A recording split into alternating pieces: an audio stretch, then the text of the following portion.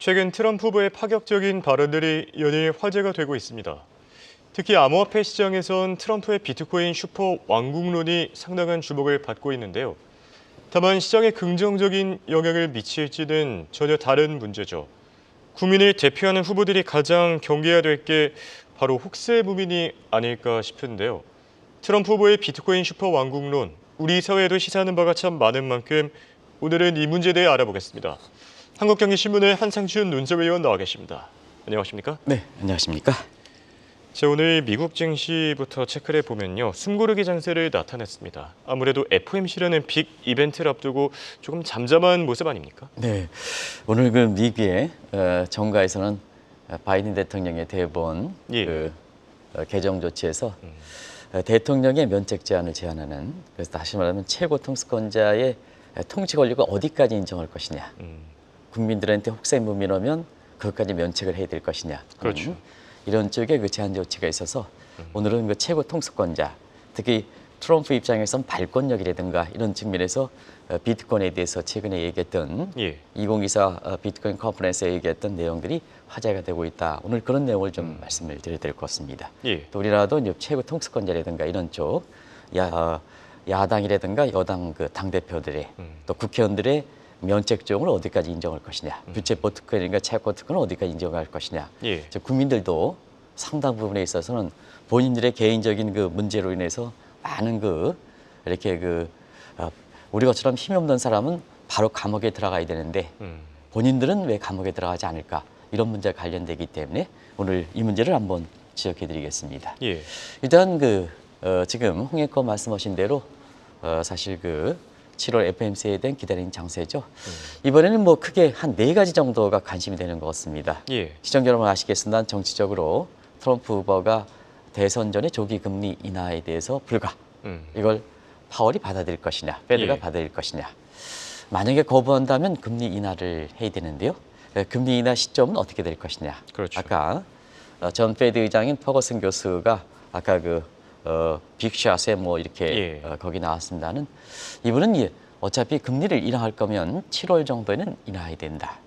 또 페드 내 권력 서있는 윌리엄 총재 같은 뉴욕 총재도 7월에 해야 될 것이다 하는 이런 측면에서 7월에 할 것이냐 9월에 할 것이냐, 아니면 트럼프 입장을 받아들여서 대선 이후에 할 것이냐 는 금리 인하 시기가 관심이 되는 이런 상황이고요. 그다음에 금리 인하를 한다면 어떻게 할 것이냐, 한 번에 이제 푹 꺼지고 빅 스텝을 하고 좀 지켜보는 자세, 아니면 유럽식으로 보면 울퉁불퉁하게 금리를 내리고 꼭 스탑하고 또 금리를 내리고 하는 방식으로 할 것이냐, 그리고 금리 인하의 최대 폭은 내년까지 한다면 한 175bp 할 것이냐, 아니면 100bp 정도 그칠 것이냐 하는 이런 쪽의 4가지 사항이 관심이 되고 있다 이렇게 보겠습니다. 아무튼 간에 이번 7월 회의는 아무래도 트럼프의 대선 금리 인하 불가 방침을 받아들일 것이냐, 이것이 시장에 가장 큰 관심이 되고 있다 이렇게 보겠습니다. 알겠습니다.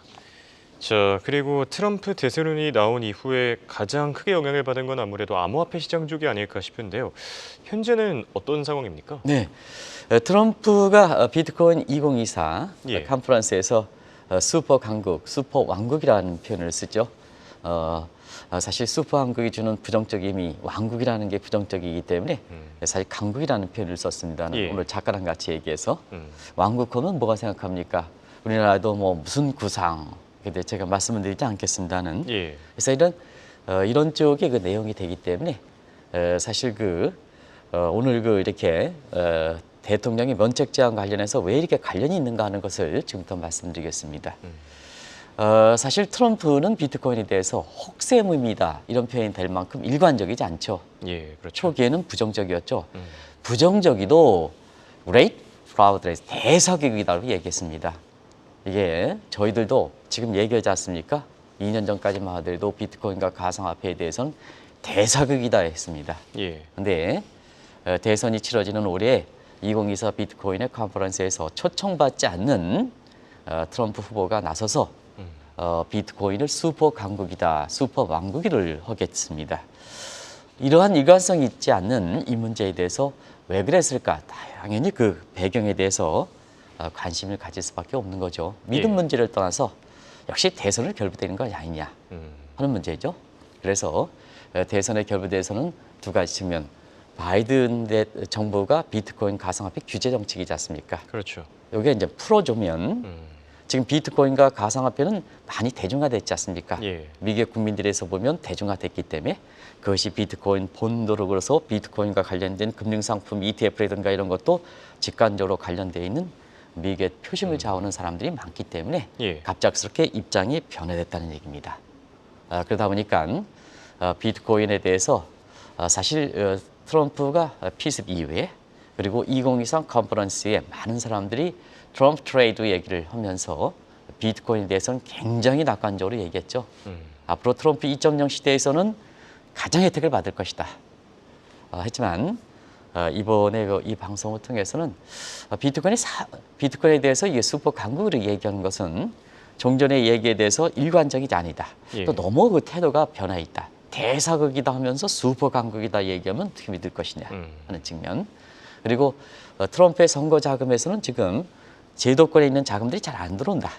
어제도 이제 말씀드렸습니다는 예. 기업의 자금이라든가 월가의 자금이 잘 안 들어온다. 선거 자금의 약 30% 이상이 비트코인과 가상화폐 같은 이런 자금이다. 이런 자금을 의식하는 것이 아닌가 하는 쪽도 말씀을 드렸습니다.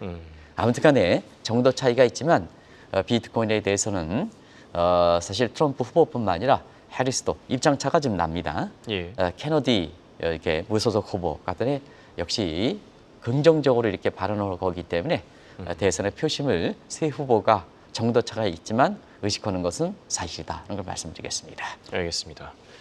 자, 그리고 최근 월가에서 이런 얘기가 있습니다. 권력욕이 많은 통수권자일수록 이 가상화폐나 아니면 원자재를 매개로 한 화폐 개혁을 많이 추진하고 있다. 이건 어떤 얘기죠? 네, 제가 그 시청자 여러분한테 오늘 미국 증시가 아주 조용한 흐름이 되기 때문에 예. 양해를 구하고 지금 홍영표께 말씀을 드리겠습니다. 예, 알겠습니다. 홍영표가 대통령이라면 예. 최고 통수권자 장기 집권을 권장한다면 무기를권을 지시겠습니까? 아니면 돈줄을 지시겠습니까? 글쎄요, 당연히 돈줄이 되지 않을까? 그렇죠, 돈줄을 줘야죠. 예. 지금 무기보다는 돈줄입니다. 돈줄을 지면 권력력이 강한 사람 때는 돈줄을 대하면 발권력을 먼저 가져야 되고요. 그다음에 돈의 가치에 예. 인플레 문제에 대책을 해야 됩니다. 그렇죠. 그래서 발권력과 인플레, 돈의 가치를 유지할 수 있는 인플레 대책만 하면 홍 앵커가 지금 말씀하신 대로 무기를 짓는 것 이상으로 최고 통수권자 역할을 할 수 있다. 그런 각도에서 지금부터 한번 보시겠습니다. 예. 일단 베네수엘라 어제 3연임에 성공했죠. 누가? 마두로가. 근데 이제 이게 불법 선거로 많이 치러진 것 같습니다. 예. 야당 후보를 비롯해서 굉장히 지금 거세게 국민들의 저항이 지금 아주 목숨을 내고 여기에 대해서 반대하는 시각이 있는데 앞으로 전개 사항이 굉장히 됐습니다. 예. 어쨌든 마두로 입장에서는 살인적인 인플레 대책으로 사실 시청자 여러분 아시겠지만 원유 매장 원자재를 기반으로 한 페트로 구상을 했습니다. 두 가지죠. 하나는 인플레 대책, 돈 가치를 유지하죠. 예. 그 페트로는 발권력을 대통령이 지는 거죠. 그래서 지금 최고 통수권자에서 마두로가 장기 집권을 구상하는 거죠. 물론 불법 선거다 이렇게 해서 역시 예. 3년임에 성공했지 않습니까? 전임의 차베스보다도 오히려 차베스의 제2 차베스로 구상했던 마두로가 이제는 차베스를 뛰어넘는 북한의 김정은이가 김일성의 배지를 제거하고 올라서는 그런 모습과 비슷한 형태다 이렇게 됐습니다. 또 한 가지 여러 사례가 있습니다. 엘살베도를 빼놓지 못하죠. 예. 여기서 살인적인 대청. 그래서 비트코인을 법정화폐했죠. 법정화폐에도 마찬가지로 발권력을 지는 겁니다. 그리고 인플레 대책, 돈의 가치를 유지하는 거죠. 이런 거죠. 그런 측면에서 사실 작년에 또 기이한 인물이 아르헨티나 대통령으로 됐죠. 시청자 여러분 아시겠습니다. 아르헨티나는 살인적 인플레로 이렇게 유명했던 국가죠. 그렇죠. 그게 밀레이 후보입니다. 작년 11월 달입니다. 그래서 전기톱 공약, 이거는 예, 전기톱 기억납니다. 공약 있죠. 기억나십니까? 예. 그래서 인플레 대책으로 살인적. 근데 사실 밀레이 후보는 제2의 트럼프 구상을 했거든요. 그래서 본인이 중남미의 트럼프다. 이거 엘살베도르의 부켈레도 본인도 중남미의 트럼프다. 이렇게 이제 주장했던 사람입니다. 예. 그러니까 밀레이 후보 같은 경우에는 자막이 이제 돌아가겠습니다는 밀레이 후보 같은 경우에는 페트로라든가 그다음에 비트코인을 법정화폐로 구성하는 것보단 달러라이제이션 세계에서 가장 중심 통화인 달러를 아르헨티나의 폐쇄를 제치고 사실 그 가장 중심 통합 법정화폐를 할 것이다. 이것도 똑같은 거 각도죠. 그렇죠. 그죠? 그런 과정에서 전부 트럼프를 후방했던 사람들이 인플레 대책으로 두 가지 발권력을 쥐고 그다음에 돈의 가치를 유지하는 인플레 대책 차원에서 페트로든 아니면 비트코인을 법정화폐든 아니면 달러리제이션 미국의 달러를 그대로 받아들이는 이런 구상을 했다. 예. 그러면 시청자 여러분 이 얘기를 왜 그렇게 말씀드린지 알겠죠? 비트코인을 장기 집권의 그 이렇게 수단으로 슈퍼 강국을 구성하는 것이 아니냐 하는 쪽에 이 트럼프의 속내음을 알 수가 있지 않느냐 하는 쪽에 의견도 만만치 않게 제기되고 있다 하는 것을 말씀드리겠습니다. 예. 상당히 일리가 있는 부분이 아닌가 싶은데요. 자, 얘기를 듣다 보니까 아직도 기억이 생생합니다만 최근 트럼프의 발언은 이 2021년 9월쯤이었었죠. 그 당시에 엘살바도르의 부켈레 대통령이 비트코인을 법정 화폐로 지정할 당시를 상당히 연상케 하지 않습니까? 네, 트럼프 후보의 이번에 2024 비트코인 컨퍼런스에서 비트코인의 슈퍼 강국을 하겠다, 미국으로 수도하겠다 하는 그 입장의 실체는 뭘까? 첫 번째, 비트코인에 대해서 사실 그것을 비트코인 발권력을 중앙은행이, 근데 중앙은행은 지금 페드가 트럼프가 진다는 거 아니겠습니까? 예. 그러면 트럼프의 손아귀에 될 것인가? 아니면 엘살바도르도 비트코인을 법정화폐로 될 것인가? 아니면 전략자산으로서 사실 외화자산이라든가 이런 게 달러 보완해서 갈 것인가? 이런 세 가지가 되겠죠. 예. 그런 측면에서는 자연스럽게 사실 2년 전에 부켈레 대통령이 비트코인을 법정화폐로 했던 이 구상이 나올 수밖에 없지 않습니까? 그렇죠. 뭐 시청자 여러분께 이때 당시도 워낙 이렇게 센세이션했던 내용이기 때문에 그때를 재상기해 보겠습니다. 2021년 9월 6일 날 비트코인을 첫 법정화폐했죠. 누가? 엘살바도르 부켈레 대통령이. 예. 그래서 이때 당시에는 뭐냐, 치보라고 해서 이 법정화폐 거래 통장이죠. 예. 치보는 다들 아실 겁니다. 엘살바도르의 650만 국민 중에서 이렇게 300만을 치보를 보유하겠죠. 무상 지원을 해주면서 그렇죠. 매년대 30달러씩 이렇게 딱 지원했습니다. 이게 뭐 국민들한테 뭐 얼마 몇십만 원 주겠다, 뭐 주겠다, 이거 별로 그렇게 안 좋은 겁니다. 우리도 총선 때 무슨 뭐 얼마 주겠다, 내가 내용은 정확히 알고 있습니다는 시청자의 판단에 맡기겠습니다. 예. 그 뭐 이렇게 해서 이게 여기도 이제 30달러 정도 이게 무상 지원했습니다. 그러다 보니까 결과적으로 인플레 대책하겠다, 뭐 살인적 대책을 하겠다 하는데 엘살바도르의 국민의 절반을 비트코인에 이렇게 예금 통장에 치부를 하니까 엘살바도르 국민들이 뭐냐, 정체성, 아이덴티티 잃고 진짜 희극화된 거죠. 국민의 절반이 비트코인 통장을 갖고 있으니까 예. 비트코인 가격이 올라가면 전 국민이 웃고 비트코인이 폭락하면 전 국민이 허는 정말로 신흑화된 거죠. 2년 동안. 그렇죠. 그래서 결과적으로면 시간이 가면 지날수록 맨 처음에 30달러 무상 지원 때문에 저거 뭐 치보 통장을 받긴 했지만 국민들이 시극하는 상태에서 계속되다 보니까 결국 부정적으로 바뀌는 거죠. 그래서 엘살바도르 국민들의 68%가 비트코인의 부정적일 때 바로 이렇게 부켈레 대통령이 이게 정책적으로 실패했다. 근데 본인이 책임져야 되지만 책임져야 돼서 만약에 바이든 대통령이 이렇게 대통령에 대해서 면책 제한하자 하는 얘기도 그거거든요.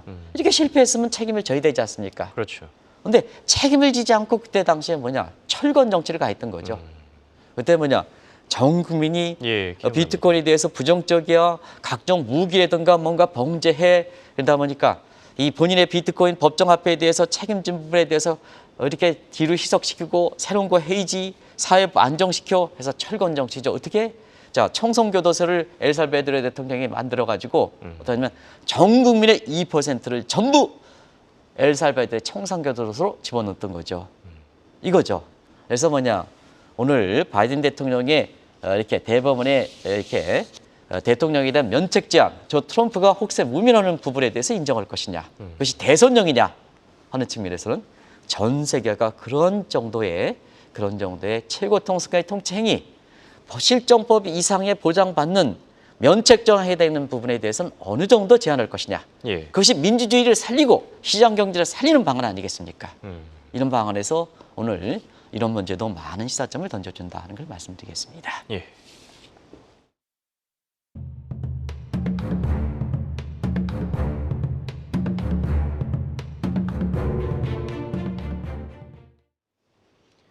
트럼프 후보의 비트코인 슈퍼 왕궁론, 그 실체에 대해 지금 알아보고 있는데요. 자, 트럼프 후보가 최근에 이 위기 때마다 나라를 구출했던 대통령을 자주 언급하는 것 같습니다. 자, 그거에 따라서 이 비트코인 슈퍼 강국론 구상은 어떻게 보면은 링컨 대통령을 염두에 두는 게 아닌가 이런 시각들도 나오고 있지 않습니까? 네, 너무나 비슷하죠. 그때 당시 상기. 예, 사실 그 장기 집권 구상하는 사람은 항상 뭐냐 스토리텔링이 있어야 됩니다. 음. 어려울 때 구출해냈다. 그러다 보니까 트럼프가 경제적 측면에서는 예, 올해 뭐 잘들 아시겠습니다. 대선이 앞게 올해 미국 경제가 대공황이다. 뭐 대공황 아니죠. 근데 내년도에는 뭐냐 내가 취임하면 비록 야당 반대당이라도 예. 민주당의 이렇게 1930년대 대공황을 구출했던 루즈벨트를 포함하겠다. 그래서 뉴딜 정책을 포함하겠다. 그래서 나는 위대한 대통령이 될 것이다. 그게 그레이트죠. 근데 예. 그레이트 얘기는 아마 정치적 측면에서 또 지금 미국 사회가 갈기갈기 찢어지고 있습니다. 이거에 대해서 갈기갈기 찢어졌을 때가 뭐냐 남북전쟁 당시입니다. 그래서 남북전쟁이 일어났던 거거든요. 예, 그래서 그때 당시를 한번 상기시켜 보겠습니다. 그때는 영국이 이렇게 헤게모니를 갖고 있습니다. 그때 미국 경제는 세계 4위입니다. 그때 당시에 남북 경제는 남북과 북이 계속 미국 사이 분열을 초래했습니다. 이때 16대 미국의 링컨 대통령이 와서 위대한 미국을 표방하자. 맥이라는 트럼프가 지금 빨간 모자를 써서 마가라고 있습니다. 예. 이게 Make American Great Again인데 그 어게인은 사실 그 어게인 자 때문에 링컨 대통령이 Make American Great라는 것을 처음 표방했기 때문에 링컨 대통령을 연상시키는 겁니다. 예, 미국 사회 이렇게 분열돼 있다. 그걸 통합으로 이끌자 하는 측면에서 사실 그때 당시에 매국 구상을 했고 사실 여러 가지 노예제 폐지를 하면서 그랬습니다. 근데 재정 지출은 굉장히 국가가 낭비됐습니다. 지금도 미국도 그렇죠. 자, 그렇죠. 미국 한번 보겠습니다. 트럼프가 막서 나중에 말씀드리겠습니다. 국가가 텅 비어 어떻게 올 것이냐. 그리고 자 그때 당시에는 미국 사회 통합할 때 지금 말씀대로 자 돈에 대해서 발권력을 줘야 되는데 예. 그때 주마다 그린백을 발행했습니다. 이걸 연방제도 준비해서 통합시켜 버렸습니다. 물론 1913년 정도에 페드가 창립했습니다는 그래서 발권력을 장악했습니다. 지금 너무나 유사하지 않습니까? 그렇죠. 매그 마가 통화정권에서 보면 그때 당시에 그린백 나와 통화정권 사건에 비트코인 법정화폐에 지금 뭐냐 트럼프가 구상해 너무나 유사하지 않습니까? 예. 그래서 달러 대신해서 지금 비트코인을 발권력을 장악하겠다 하는 게 슈퍼한국 구성이냐? 물론 이제 나중에 비트코인의 발권력을 구상하는 것이냐 하는 측면에서 나중에 결론을 맺어드리겠습니다. 예. 그래서 지금의 이러한 쪽의 얘기들이 나온다 하는 것을 말씀드리겠습니다. 예. 아직까지 실체가 조금 모호하긴 합니다. 명확하지는 않지만 그래도 이 어떻게 생각해 보면은 페드의 폐지론과도 맞물리는 측면이 있지 않습니까? 네, 그렇죠. 일단은 저 앞서 말씀드린 것 같이 예. 최고 동선 자본을 진다. 자본을 짓는데 발권력을 가지고 있다. 그 다음에 인플레 대책이다. 그런 측면에서 자 트럼프는 바이든 대통령이 대선을 가면서 인플레 대책 실패했지 않느냐 이런 예. 얘기합니다. 근데 인플레 대책 실패했지 않느냐 공격하면서 인플레 대책의 주문 책임은 누구냐? 페드다. 그렇죠. 그렇기 때문에 페드의 공약서, 트럼프의 공약서 헤리티지 재단에서 페드 개편하겠다. 페드 폐지론 나오고 페드에 대해서 뭐냐 인사권 다 지고 페드 보드 인사인 거지. 예. 지금은 사실 의장만 있습니다는. 페드 금리 결정권을 하는 사람들을 전부 인사권을 지겠다. 누가? 대통령이. 본인이 될 때. 예. 그리고 뭐냐 마지막에 말씀드릴 것은 자 그 달러 문제에 대해서 경화차선 제이디 헨슨과 함께 너무 중심통화로서 갖고 있는 것을 너무 이렇게 자 달러 기득권을 형성했으니까 무너뜨려야죠. 제이디 헨슨 같은 경우는 그래서 예. 뭐냐 달러가 너무 기축통화로 되는 것은 이렇게 바람직스럽지 않다. 근데 이 기축통화될 때 여러 가지 글로벌 시너지 이펙트라든가 이런 게 누려야 되는데 그런 그렇죠. 거 생각하지 않고 이런 문제가 됐거든요. 자 그런 측면에서 최근에 비트코인에 대해서 이렇게 얘기했던 측면 제이디 벤슨과 얘기하는 측면은 자 바이든의 실패했던 인플레 대책에 대해서 보완적인 측면에서 비트코인을 가져가겠다 하는 측면. 그다음에 페드 폐지한다? 그러면 발권력을 누가 갈 것이냐? 대통령이 갖는다. 비트코인은 슈퍼한국이 된다? 그러면 슈퍼의 발권력을 가져가는 게 아니냐 하는 이 측면. 예. 이런 측면이 나오기 때문에 결과적으로 보면 사실 비트코인 그동안 디털금 이런 얘기, 디털프 얘기는 아닙니다. 예. 이런 쪽에서 시장에서는 디털금이 비트코인이고 그다음에 본인 자신도 근본이자에 주장했던 사람이고 예. 그렇기 때문에 너무나 맥을 같이 했지 않았냐. 그렇죠. 2024 슈퍼 컨퍼런스가 즉흥적 발언이다? 이렇게 해서 많은 사람들이 해석하는 시각이 있고 그거에 대해서 사실 얼마큼 신뢰가 있어야지 그쪽으로 가는데요. 예. 지금 오늘 좀 쭉 내용을 들어보면 굉장히 주도 면밀하다. 그렇죠. 주도 면밀하기 때문에 뭐냐? 시장에서는 오히려 전문가일수록 회의적인 시각이다. 시작이다. 나중에 예. 결론 말씀드리겠습니다. 이런 쪽에서 사실 너무나 이렇게 주도 면밀한 트럼프 예. 진영에 어떻게 보면 굉장히 정략적인 이렇게 수책에 강공이 되는 게 아닌가 이런 시각도 만만치 않다 이렇게 보게 됐습니다. 예. 외형상 트럼프가 뭐냐 비트코인에 대해서 슈퍼한국이기 때문에 앞으로 트럼프 트레이드에서 비트코인이 강세 20만 달러, 50만 달러 갈 일만 남았어 이게 아니라는 얘기입니다. 너무 계략적이고 혹세무민하면 시장에 신뢰를 주지 않는다. 비트코인의 전문가조차도 지금 신뢰해 주지 않습니까? 비트코인은 올라가지 않지 않습니까? 이렇게 했습니까? 이런 측면은 면밀히 봐야 된다는 것을 말씀드리겠습니다. 알겠습니다. 확실히 얘기를 듣다 보니까 트럼프 후보의 반응이 뭐 즉흥적인 반응보다는 어떻게 뭐 철저하게 준비된 계획이라는 느낌도 상당히 강하게 드는데요. 또 일각에서는 이런 얘기도 있습니다. 트럼프 재집권 시대에 국가부도 가능성에 대비하는 게 아니냐. 이거에 대해서는 어떻게 생각하시죠? 네.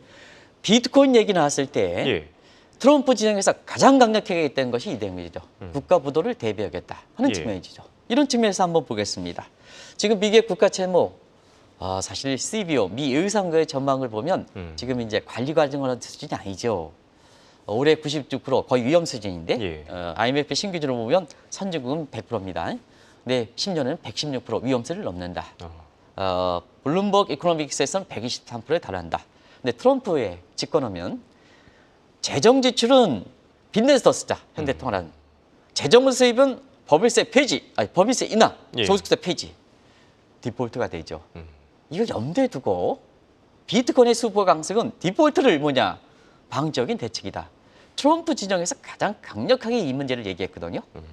이런 문제도 본인 자신이 집권했을 때 트럼프 2.0 시대 가장 이렇게 약점 부분을 커버하기 위한 부분이 아니냐 하는 쪽에 지적이 나온다고 보게 됐습니다. 예, 알겠습니다.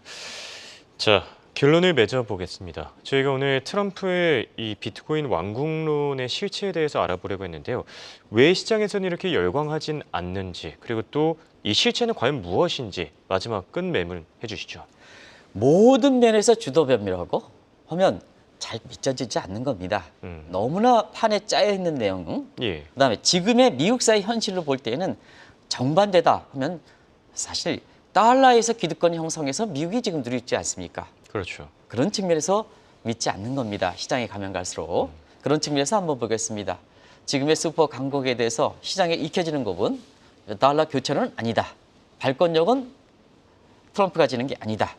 달러 병행론에 관해서 엘살베도르의 배수로 법정 화폐는 아니다. 그런 측면에서는 핵심 전략 자산 부분에 대해서 마지막 부분을 얘기했습니다. 예, 케너디는 핵심 전략으로 인정하고 있습니다. 비트코인을 금의 가격에 연동시키고 오고 있습니다. 예, 그런데 트럼프는 본인이 근본이제를 주장하면서도 비트코인에서 금을 인정하지 않고 있습니다. 그래서 핵심 전략 부분도 케너디 말이라면 그 비트코인의 가격을 금으로 태안성을 보장한다면 인정해서 비트코인 열강하게 되겠습니다. 이것도 아니거든요. 그렇죠. 그러다 보니까 뭐냐. 결과적으로는 트럼프의 사실 대선을 위한 기력이지 않느냐 하는 쪽이거든요. 그래서 시간이 가면 갈수록 많은 전문가들이 2024에 트럼프 대선이 되면서 사실 트럼프 트레이서 비트코인만 갈 것이 없다. 비트코인 관련주도 살 것이다. 하는데 예. 시간이 가면 가서 오늘도 비트코인이 아마 그렇게 올라가지는 않았을 겁니다. 그래서 이런 점을 좀 참조하실 필요가 있다는 걸 말씀드리겠습니다. 알겠습니다. 지금까지 도움 말씀을 한국경제신문의 한상준 눈사위원이었습니다. 대단히 고맙습니다. 네, 고맙습니다.